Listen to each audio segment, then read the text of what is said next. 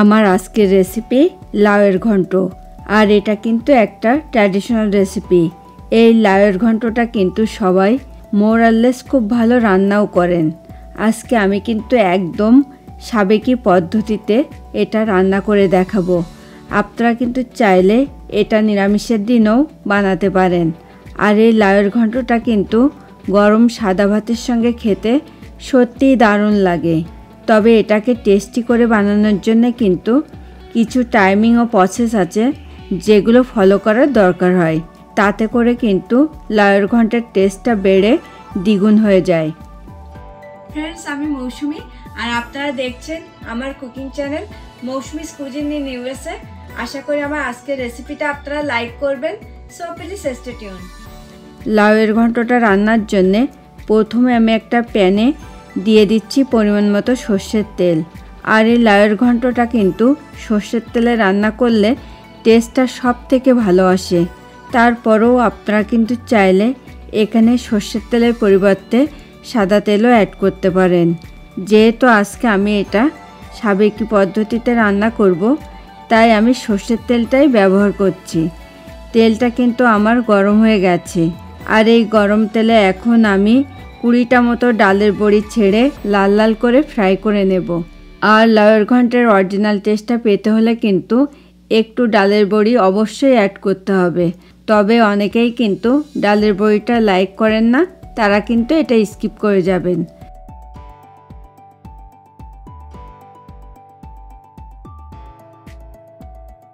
দেখুন, বড়িগুলোকে কিন্তু আমার লাল লাল করে ফ্রাই করে নেওয়া কমপ্লিট।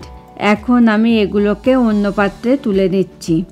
সেম তেলের ভেতরে এখন আমি ফোড়ন হিসেবে দিয়ে দিচ্ছি 2টো গোটা শুকনো লঙ্কা, 2টো তেজপাতা ও হাফ টিস্পুন গোটা জিরে। এখন আমি এটাকে নাড়তে থাকবো যতক্ষণ না ফোড়নটা থেকে খুব সুন্দর একটা স্মেল বেরোচ্ছে। আর একটা ডালের বড়ি কিন্তু আমার এটার ভেতরে থেকে গেছিলো, আমি দেখতে পাইনি, তাই সেটাকে আমি কিন্তু এখন তুলে নিচ্ছি।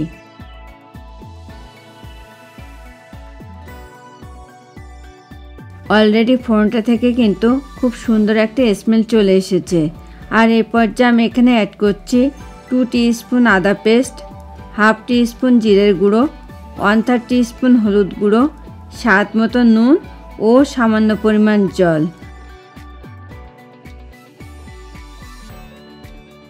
আর এই পর্যায়ে একটু জল অ্যাড করলাম যাতে গুঁড়ো মশলাগুলো পুড়ে না যায়। এখন আমি মশলাটাকে এমনভাবে কষিয়ে নেব যাতে মশলাগুলো থেকে কাঁচা স্মেলটা খুব ভালো করে চলে যায়। এই পর্যায়ে মশলাটাকে কিন্তু আমার খুব ভালো করে কষিয়ে নেওয়া কমপ্লিট। এখন আমি এখানে অ্যাড করছি আগে থেকে খুব ভালো করে ক্লিন করে নিয়ে একটা বিগ সাইজের লাউকে এভাবে কেটে রেখেছিলাম, সেই লাউটা। এখন আমি এটাকে একটু কষিয়ে নিচ্ছি। স্পেশালি লাউয়ের ঘন্টটা রান্নার জন্য কিন্তু লাউটাকে আলু ভাজার আলুর মতো করে কেটে নিতে হয়। আর আমি কিন্তু এখানে কোনো জল অ্যাড করব না, কেননা লাউটা থেকে যে জলটা ছাড়বে তাতেই কিন্তু লাউটা খুব ভালোভাবে কুক হয়ে যাবে। এই পর্যায়ে এটাকে কিন্তু আমার কষিয়ে নেওয়া কমপ্লিট। এখন আমি এখানে অ্যাড করছি 4টে কাঁচা লঙ্কা চেরা।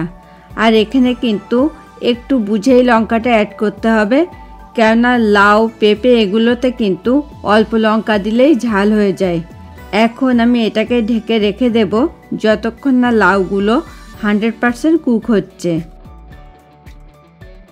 মাঝে আমি এটাকে একটু নাড়াচাড়া করে দিচ্ছি যাতে সব কিছু পারফেক্টলি কুক হয়। আর আমার আজকের এই রেসিপিটা আপনাদের ভালো লাগলে কিন্তু প্লিজ ভিডিওটাতে একটা লাইক এবং কমেন্ট করতে অবশ্যই ভুলবেন না। এই পর্যায়ে আমি এখানে অ্যাড করছি হাফ টিস্পুন চালের গুঁড়ো। আর এই চালের গুঁড়োটা অ্যাড করার কারণে কিন্তু লাউটাকে দ্রুত কুক হতে হেল্প করবে এবং লাউয়ের ঘন্টটাকে বেশ কাদা কাদা টাইপের দেখতে হবে। সবশেষে আমি এখানে অ্যাড করলাম হাফ টিস্পুন সুগার। আর সুগারটা কিন্তু এখানে ব্যালেন্সিংয়ের কাজ করবে। আবারও আমি সব কিছুকে একটু মিশিয়ে নিচ্ছি।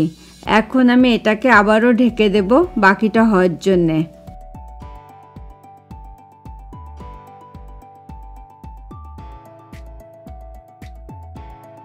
লাউটা কিন্তু আমার 100% কুক হয়ে গেছে, তবে এটাতে কিন্তু এখনও একটু জল জল ভাব আছে।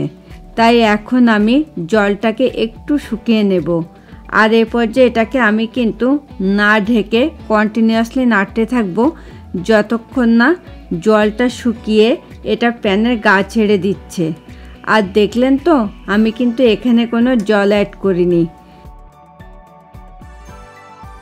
দেখুন লাউয়ের ঘন্টটা কিন্তু আমার প্যানের গা ছেড়ে দিয়েছে, মানে লাউয়ের ঘন্টটা এখন কিন্তু আমার পরিবেশনের জন্য একদম রেডি হয়ে গেছে। এখন আমি এটাকে পরিবেশনের জন্য সার্ভিং বলে তুলে নেব। লাউয়ের ঘন্টটাকে কিন্তু আমি সার্ভিং বলে তুলে নিয়েছি। এখন আমি এটার উপরে আগে থেকে ফ্রাই করে রাখা সেই ডালের বড়িগুলোকে এভাবে ভেঙে দিয়ে দিচ্ছি। আর আপনারা কিন্তু চাইলে ডালের বড়িটা আগেও অ্যাড করতে পারেন, তবে এই পর্যায়ে ডালের বড়িটা অ্যাড করলে কিন্তু লাউয়ের ঘন্টটা খেতে বেশি ভালো লাগে। আর তাছাড়া দেখুন লাউয়ের ঘন্টটা কিন্তু এখন আমার পরিবেশনের জন্য একদম রেডি টু গো। ফ্রেন্ডস, আপনারা যারা প্রথম আমার চ্যানেলটাতে ভিজিট করছেন প্লিজ আমার চ্যানেলটাকে সাবস্ক্রাইব করুন। খুব তাড়াতাড়ি আবার দেখা হবে নতুন কোনো রেসিপি নিয়ে। Thanks for watching this video.